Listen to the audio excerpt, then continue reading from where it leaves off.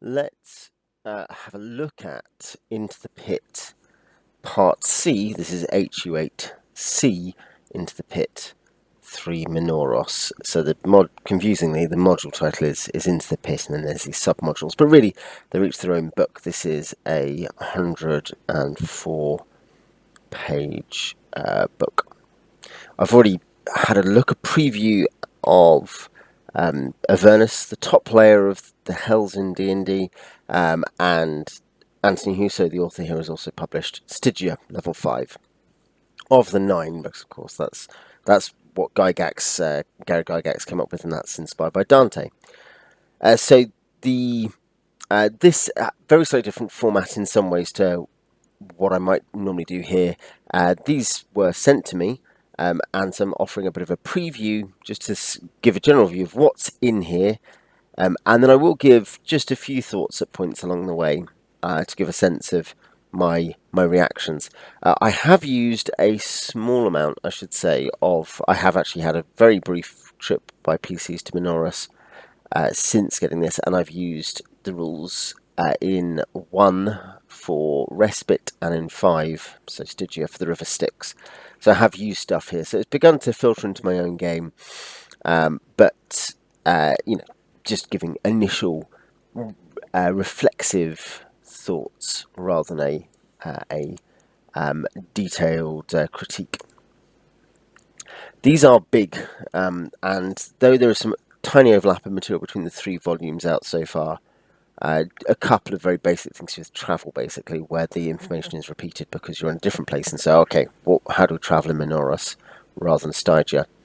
Generally speaking, the information is unique, so you are talking about what's currently out, and it's a third of the total, is about 300 pages, and it is not wasted space in terms of there's not massive repetition or banal lengthy room descriptions or anything like that.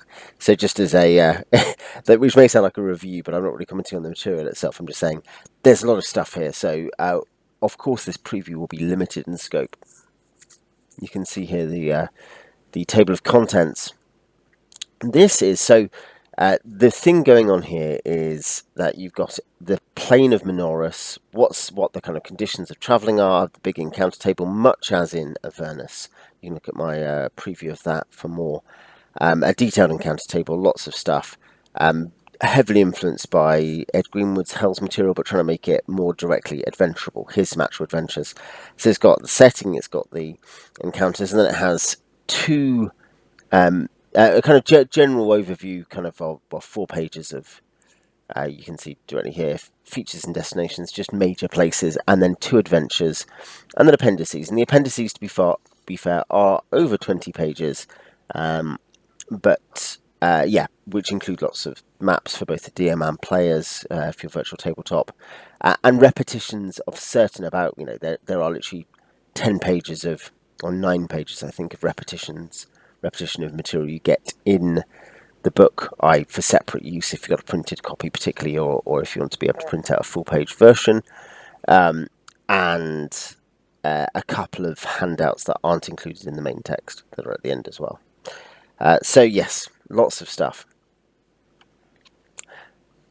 Now, we've got here so his organisation stability idea. I think it's 1 in Avernus, where it really is chaotic, and because it's ruled by a demon, in fact. You then get the basic overview of being in Minauros. A gimmick, the biggest thematic thing about the Hells, or the 2 biggest things, let's say, are agony and everything to do with agony, and I guess, and it does connect to it, but kind of negotiation. The fact that the Hells is adventurable because so much of it is negotiable. Not all of it by any means, but so much of it is negotiable because people want stuff. And that connects to agony, but it also connects to lawful evil. It's a lawful evil plane. But in terms of agony is this idea that devils and anyone else in the Hells indeed is constantly in agony. Just has, in this case, I think it's noise and Avernus. Here it is stench and exhaustion. Your con drops massively. Your strength is somewhat limited. Your saving throws are all penalised, which, if you're like 11th level, is very slightly less serious, though it's still serious, than if you're 5th level. And the point is, you can adventure these to a small degree at lower levels as long as you're smart. So, it matters more. 10% chance of spell failure. That applies flat to all spellcasting classes. I don't know if it's separate to cleric failure chance. I would assume not. I assume it stacks. And devils are always in this pain. This is the big thing. They're always in agony. And so they want respite. And respite is all kinds of things which can circumvent the agonies of hell. And which most seriously, actually, the single most serious thing is that because you can't sleep without something called nepenthe, PCs will start to lose levels. You can see that. I think it is further down here, but it's certainly in the Avernus book too. Travel is a bit like Huso's astral travel. He abstracts it, which you can see in HU8c, which I have reviewed here on the channel. He abstracts it to the idea that rather than being like, okay, we'll map out this infinite plane, it's that if you know where a location is and if there are a few other conditions, then you can get there quicker. You can see the start of that there. You've got detailed encounter procedures, which are all mathematically workable. You've got the rules about exhaustion, which is that if you don't sleep for a day, you're reduced to half level. And at the end of the period of exhaustion, so con times 2, you drop to being a 0 level human. But nepenthe restores stuff and prevents exhaustion for a certain amount of time as well. So it puts you back. So nepenthe is this thing that you can have between 1 hour sleep and 24 hours is the measurements, and so you can see, that's really important. It's the best form of respite, despite the fact it only gives you sleep, not this kind of active buzzing release. It's a depressant rather than a stimulant. And it's interesting, it's fitting that it is essentially a kind of question of narcotics to avoid the difficulties and pains of this place. If you're on Minauros, it always smells. If you're on Avernus, it's always noisy. Then we have the encounter table, because you've got the stuff about how often you roll for encounters and stuff like that above. And you can see here, this is a detailed, it's a detailed 3d12 chart with subtables as well. Visiting nobility, undead, demons, and also a encounter reaction per 1d100 per the DMG, the first edition DMG. So you have, and then this is much like, if you've seen my Avernus video, much like that you have a detailed accounting of each result here, including, and this does as good as anything, 3 possible setups for an Abishai result. Abishai are, I would expect, fairly common. You have, you've got your blue Abishai here, you've got white and black Abishai here. So you've got several results which can pan out to you meeting these kind of lower ranking, but not super low ranking devils. They are being put to the test, and you check their infernal encounter reactions, then roll or select setup, so you can then roll D3. And you've got stuff, they've laid nets in the dancing water, it functions as an entangle spell, etc. Or they are imprisoned and there's a barbed devil, they are decapitating the Abishai, or they are arguing over Kasha of Respite. So you've got different setups, they're all dynamic, they're trying to trap you. You could rescue them. They maybe don't know you're there, I guess, check your surprise, etc. But the fact that they've got respite and they're arguing about it, could you exploit it? They're all dynamic situations, which are possibly or probably all interactable in terms of you being able to not just fight. The first one is the most fighty, but if you checked the encounter reactions, you can see, if you're applying that to result 1, then you could then be like, actually, they're going to try to trade, which sounds like extortion if they've trapped you in an entangle, rather than attack you.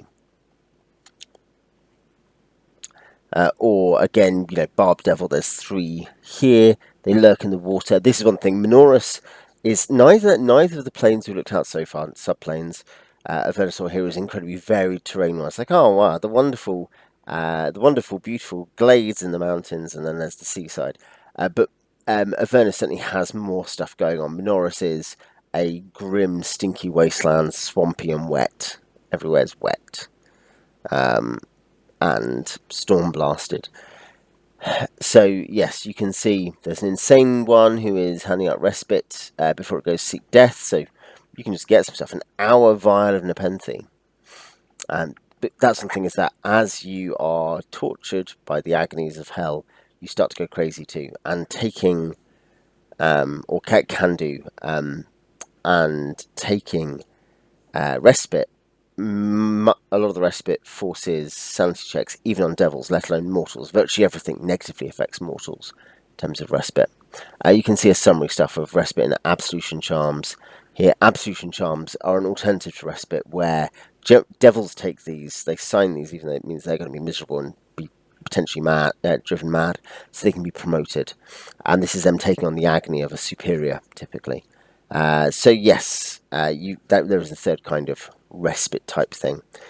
But again, all these are negotiable. That's part of the dynamic here. Anyway, so you get the general picture. There are lots of interactable situations. You're traveling around.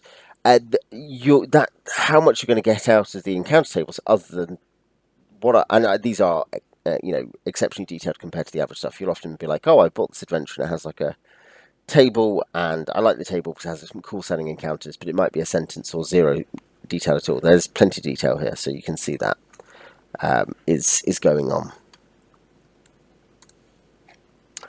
Yes, so nobility. This is, you can see, inspired by a dragon. Actually, yeah, Bale is actually from Monster Manual 2, but say Dragon 75. Glazier is very important in this.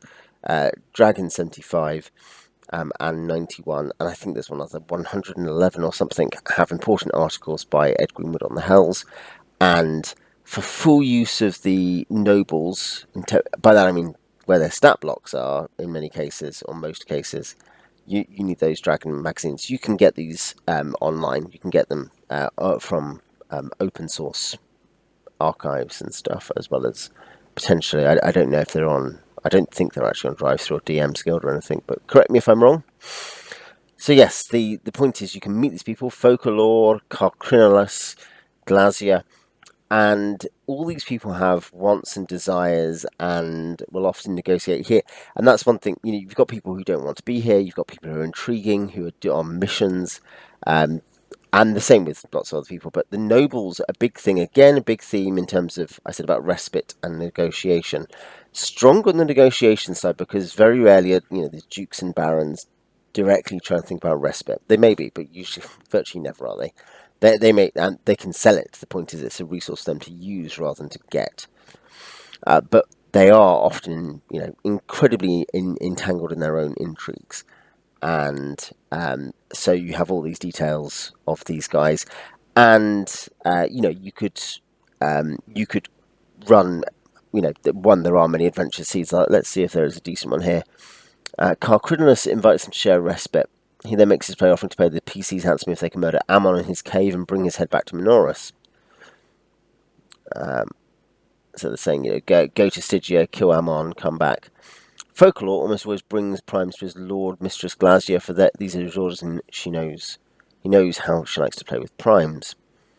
Bale, he wants to know why you're in Minauros.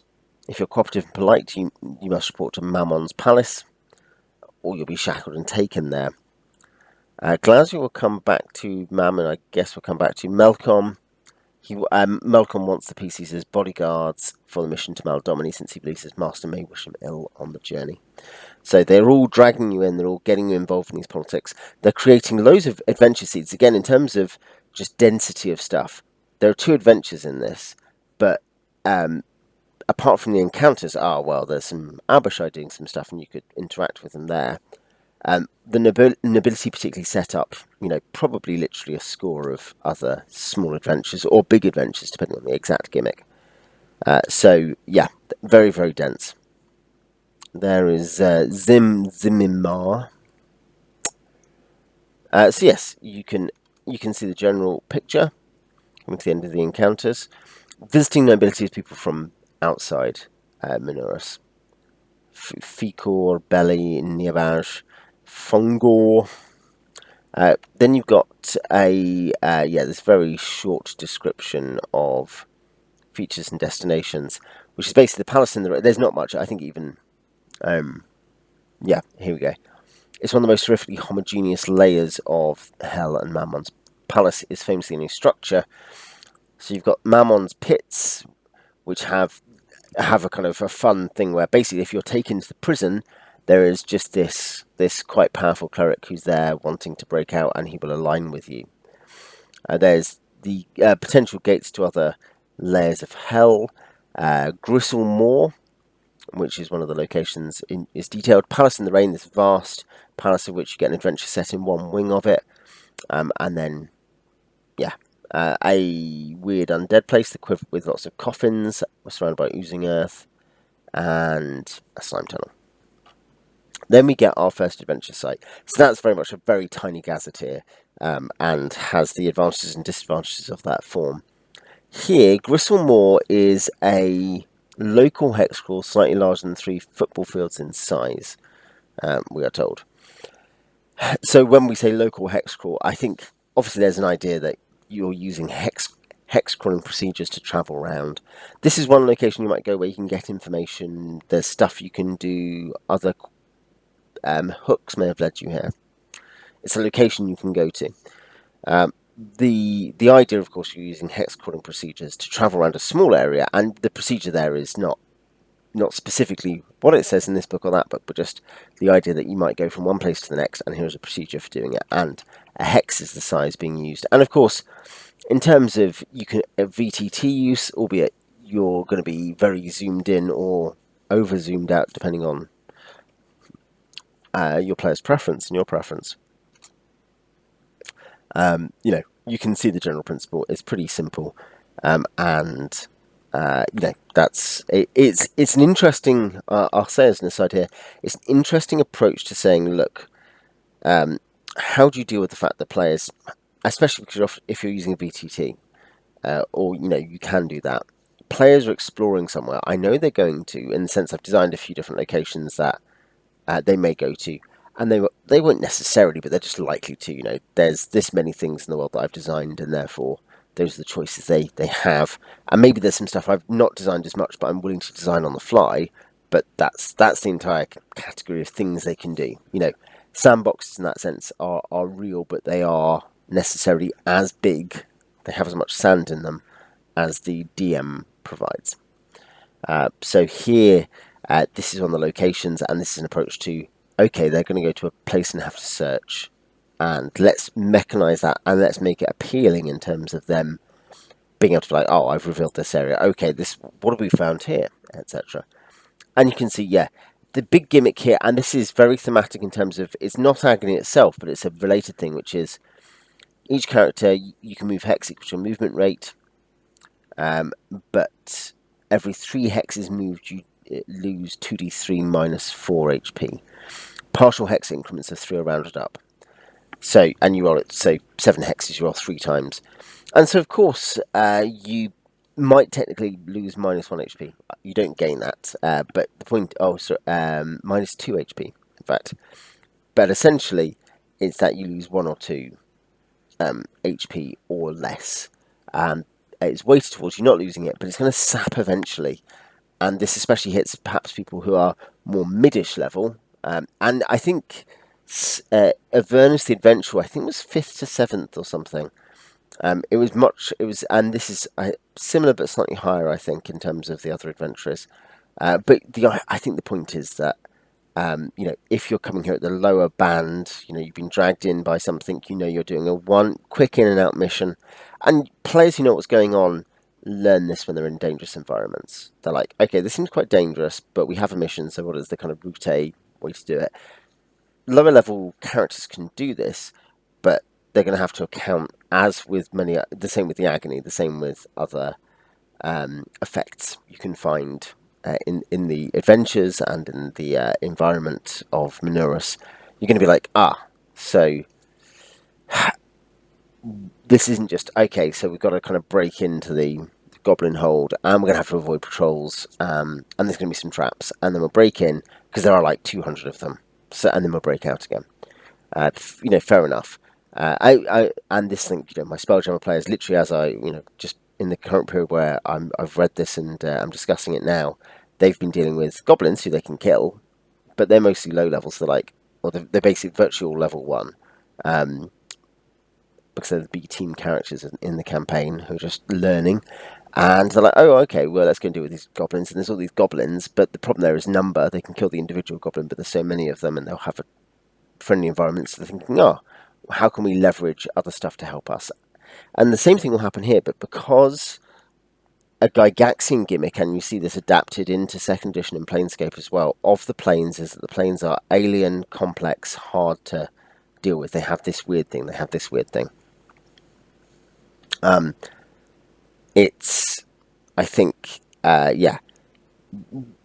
with something like the Hells, thematically, I guess it's appropriate that the stuff's all miserable, but the players are going to have to adapt to that. It's not just there's lots of goblins, let's leverage that, but it's also, oh, we need to go to this location to get stuff, but we're constantly losing HP. And we've got all the generic penalties as well. Water can also do extra damage if you go into the water. Don't go into the water. You're searching for skeletons. There's treasure. You roll a blue and red d6, and essentially, there are 40 skeletons, and you're searching to find the stuff they have. And the items, by the way, are very good. I mean, this is probably some of the best treasure in the entire adventure is here in terms of stuff the players are going to really want. Stuff like Battle Axe +7/+5 on the Prime, two-handed sword, Vorpal weapon, albeit that's at a higher grade skeleton. But the low grade skeletons, Bag of Holding, inert in the Hells due to issues of access to the Astral. Short sword +7/+5 on the Prime, Ring of Fairy, Breaches of archery, Iron Bands of Belaro. There's good stuff, and then it gets up to two-handed Vorpal swords, and then eventually a Rod of Lordly Might, the Rod of 7 Parts, Part 1. This is good stuff. There's some trap items in there too, but generally speaking, this is all very, very good. So it's worth going there. And there's these other little sub-locales, which basically is the Book of Coronzon, and which is it is to do with this kind of a big theme. Coronzon, I'll say, a big theme of these modules specifically, not in terms of what they do with the Hells, but to do with their story, the adventures that are connected between them, and not the only adventures involved, but is to do with the fact that there's a weird thing, mystery, basically. A big mystery is that the original ruler of Avernus disappeared at one point, and the original ruler of the Hells, Astaroth, disappeared. Escaped hell, in fact, as far as we can tell, in Astaroth's case. And this seems to be connected to this shattering. And in Avernus, we have the suggestion that Astaroth actually transcended the Hells. Like, he doesn't seem like he's like, at last I've escaped. But there's this evidence that maybe he's written to the original ruler of Avernus, Beherit, and he's been like, look, I've actually, once I became something different, or once I kind of escaped what I was, then I was able to escape. And this is something that's being pursued. And so this location connects into that via the fact that you can learn about that kind of stuff, as well as all the treasure. It's a location just to go to get treasure. We'll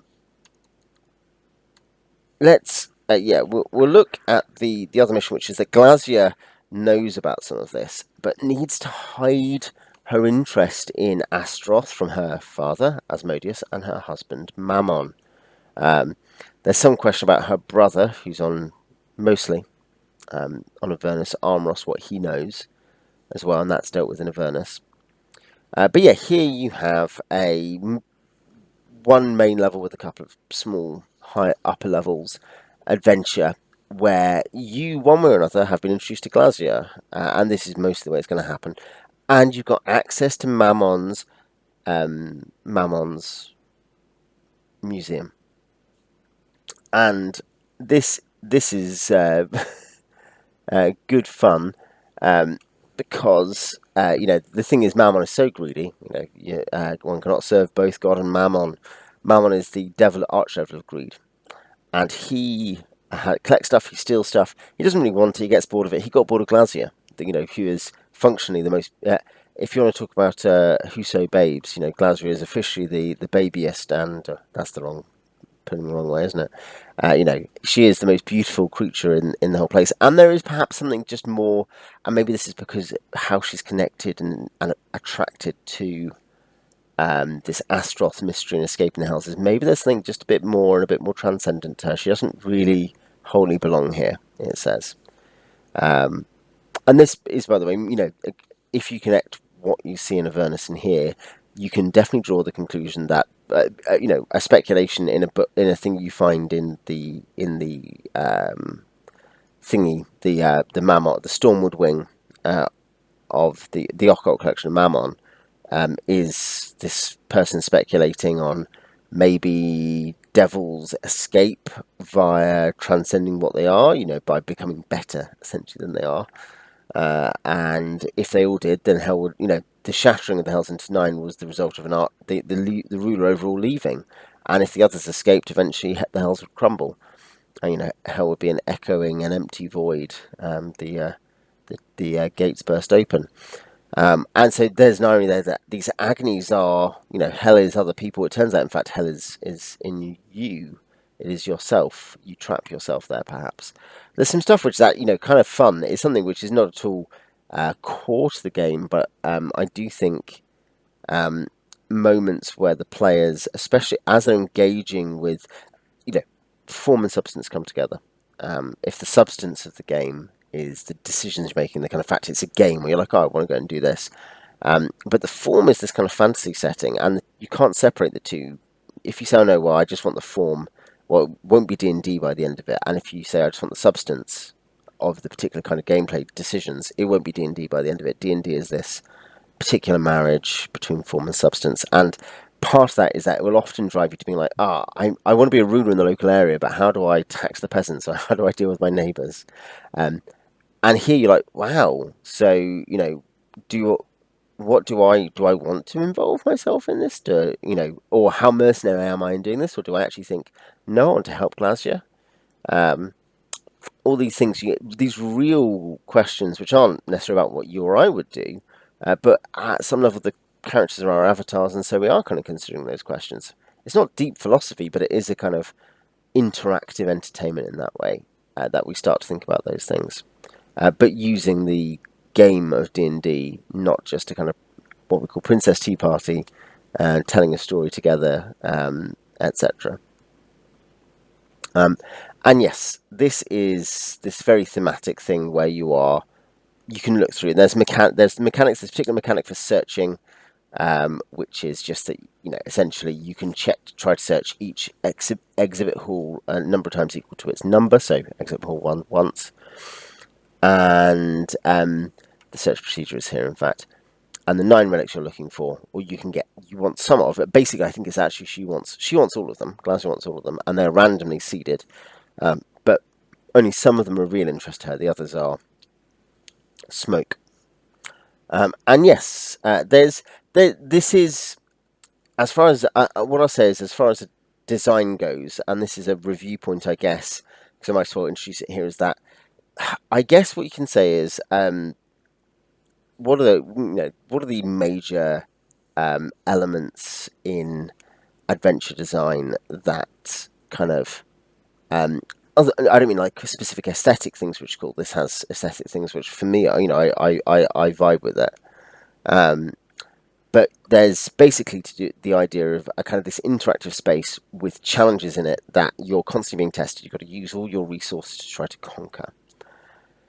And when you combine that with the other stuff, the aesthetics, the kind of higher level, like, what are we doing? Player agency, should we do this or this at the high level?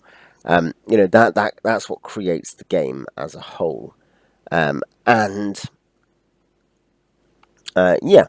think this has a lot of really interesting examples of risk versus reward, which is part of that kind of how do we conquer this, because you're not going there for no reason. It's either to defeat something or get something, or just to get treasure. Risk versus reward, how you as a player measure it, and it's got a lot kind of really memorable encounters. I think there's stuff that players are just gonna be like, oh yeah, I remember that. I think that is good, basically. I mean, there's stuff like the box Sinister and the box Dexter, which connect to a different place, which is this imprisoned spirit of someone. and you can get all their treasure. You can either just release them, which is fine, or you can get all their treasure because they're a famous thief. There's an obviously echo there between them and Mammon, and if you do, then you have to fight them. You've got to fight their revenant, and the box industry itself.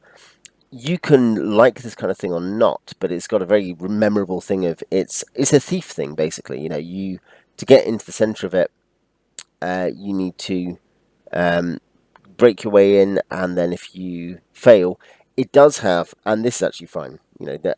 Specifically, if you fail the remove trap step of a two-part find remove traps set of rolls, then you have these 3 saves to make, which do you damage your dex, and you lose hero points, which are re-rolls, which are a house rule in Tony Huso's games. And yeah, it's locked and it's trapped, and there's penalties in both because it's good. If you survive that, you get a bunch of extra XP. You can maybe not like that, but it's interesting, depending on your exact taste and how old-fashioned you are, and that's no bad thing.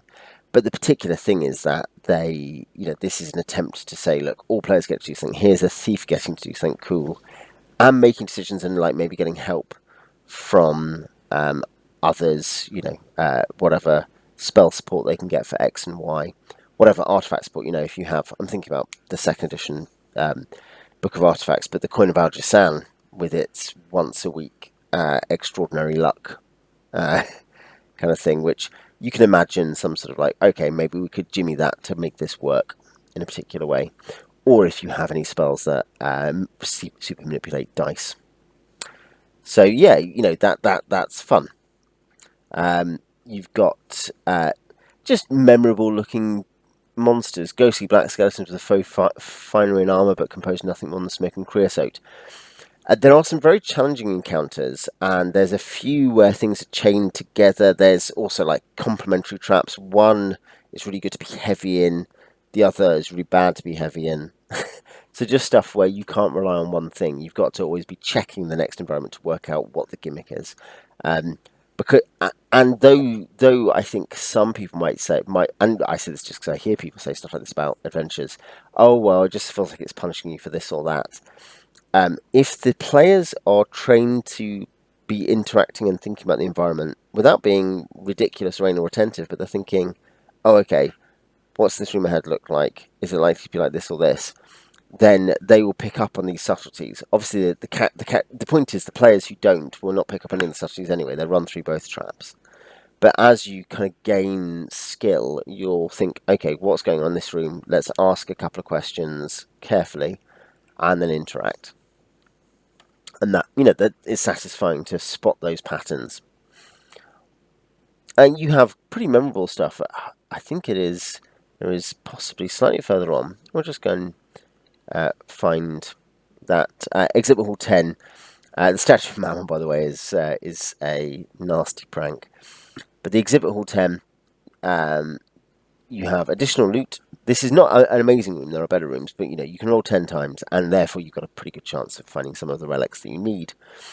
But you can each search you get something else, and you might get a manual of puissant skeletal arms. You might get a figurine of an ebony fly, or you might get a trap. Exhibit Hall 6, you can get a homunculus. There is a good gag, a cloak of poisonous bearing the Nessus label. Those of us who enter the conspiracy put on the shirt of Nessus. There's archives with some fun, like bearer bonds, which is a better way of getting a contract with devils. Where's this? There's a Death Knight knocking around somewhere. This is a fun one. I think it might be in this. No, maybe not. This red carpet is an interesting one because of how important it being hard to leave the hells is. It's easy to get in, easy to keep going down, but hard to get up, hard to get out. You can, apart from via the sticks, you can only exit via Avernus onto the astral. But the red carpet can just take you to Nirvana. But it's an item you're going to find via searching Exhibit Hall 11 times. And there's some great stuff here, by the way. There is custom, spellbook. In some ways you could say, oh, Tony just put the spells down and you think it's got. But actually, there is something helpful about saying, look, this is a nice spellbook that will help your caster, but also includes Raise Dead, Necromancer version, and levitation. So then just add 5 more spells you think are cool that your player will like.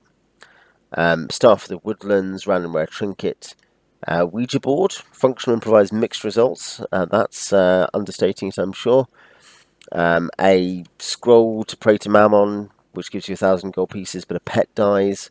And then if you search 11 times, and there is a trap on the way, of course, there at 6, and a particularly horrific thing on 3. This is a grim place, and some of this may need to be adjusted for taste for some people. But I think if you're going into the Hells, most DMs and most players, within reason, because there's nothing crazy and there's nothing where you're like, oh, you have to take part in something horrendous and evil. That's not what's going on, basically, generally speaking.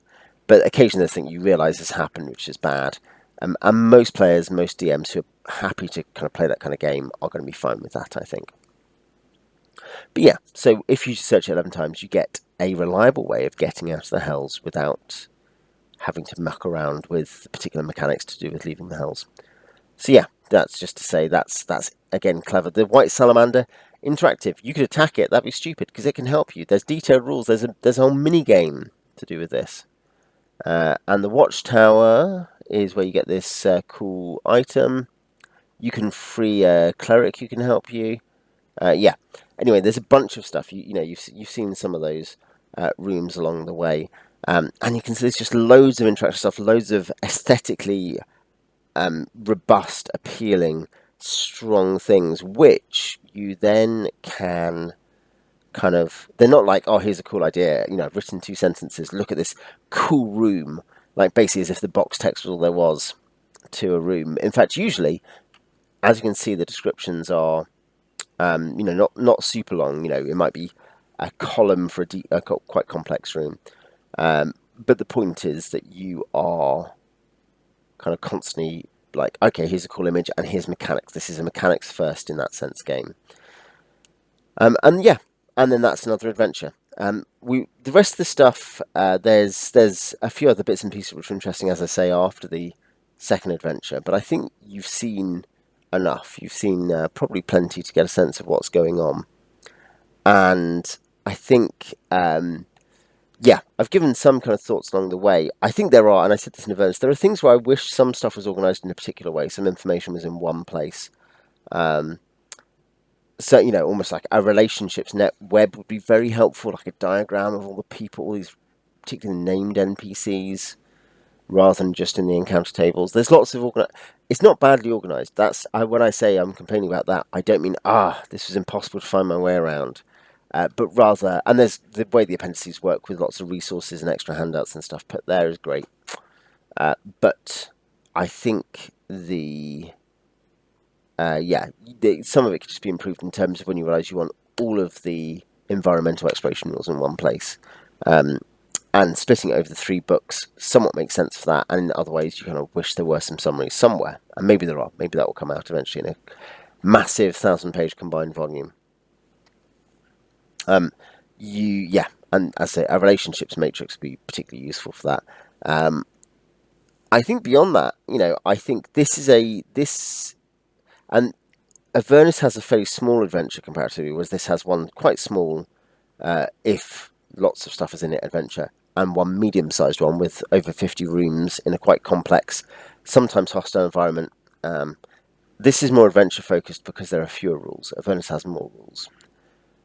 And you also get stuff. There's a whole aftermath section which will connect you to loads of new potential adventures, and including specifically to material in number 5, which is already out, Stygia.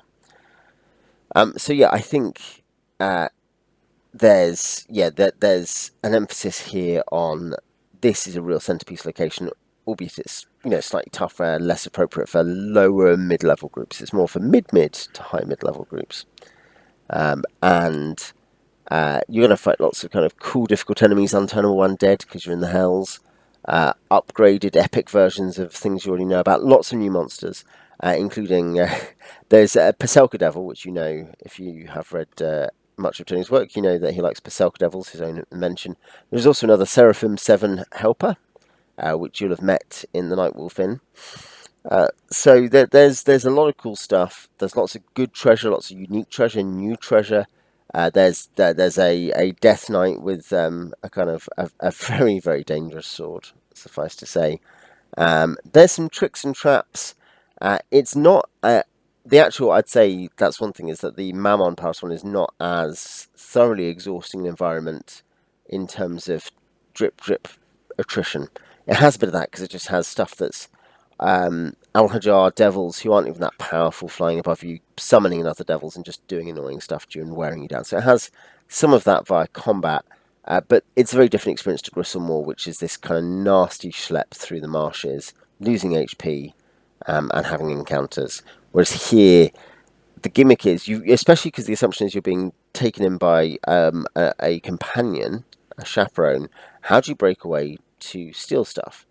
How do you then get out of the hells? You know, so it's a heist, but a heist in a dungeon in the technical sense. By that I mean because it has dungeon activities and dungeon rules in place, and so it has patrols and stuff. You know, at this point, are you running and gunning? Are you playing thief? Are you playing Little Big Adventure? You know, what are you doing? There's different approaches to it. So I really liked. I think Gristlemore is just as the summary review is good. It has some good mechanics, but it's by the by. It has some good stuff, but it's a fairly limited thing.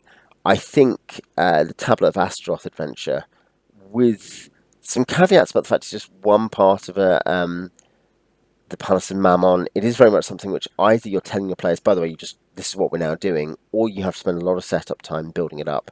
That setting setting high level adventures up takes more effort, and it's why some people incorrectly, I think, will say, this isn't super high level. Will say, no, there's no point in writing high level adventures because in any real campaign you never use them. I suspect, in fact, it's the opposite, that confident DMs will happily integrate whatever they like. You know, Genius steals. What is it? Amateur. The amateur. I'm not sure if it's the amateur imitates whilst the professional steals, or if it's something, you know, the amateur imitates and the genius steals. But the point is, you'll happily dump this stuff in. But the Tablet of Astaroth will require more setup. But it is, I think, just a very good adventure. I like the Hells so far. I think Minauros as a locale is less interesting than Avernus. There are some good encounter table interactions. That's all really useful. That excels as it did in the first volume.